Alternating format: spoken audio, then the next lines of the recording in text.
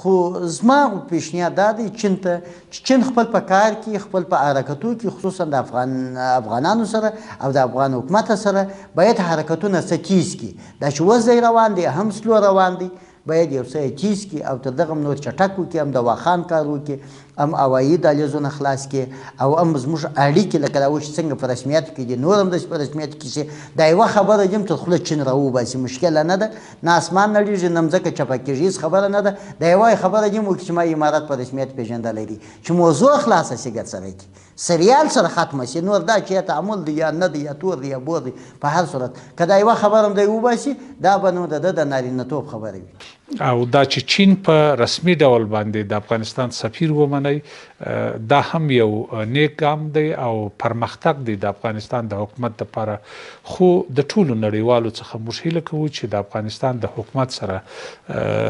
تر کچې زیات تحمل وکړي ولې چې 40 کاله وروسته د افغانستان اولسونه او د افغانستان جغرافیه د افغانستان خلک د جنګ راوتلي دي نو په دغسې حالاتو کې که ځینې کورني مشکلات موږ لرو دا په دې معنا نه ده چې ګواکې موږ د جهانیانو سره دښمني لرو یا د خارجي هیوادونو سره دښمني لرو دا په دې معنا نه ده نه دې څوک داسې تعبیروي خو په کور کې زموږ مشکل هغه زموږ کورنی مشکل دی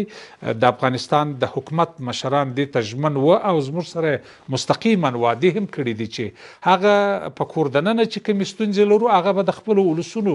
سره په ناسته ولاړه او جرګو مرکو د افغانستان د جرګو او مرکو وطن دی نو انشاءالله هغه ستونزې به هم په کور دننه کې حل سي او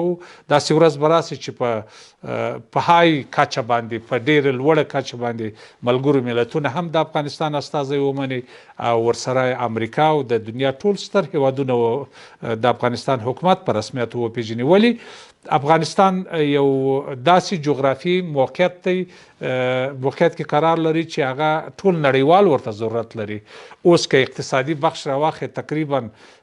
نور هیوادونه د اقتصاد سره لاس او ګریوان دی خو شکر الحمدلله افغانستان دی چې ورځ په ورځ میاشت په میاشت چې ورځ په ورځ اقتصادي ګامونه پورته کوي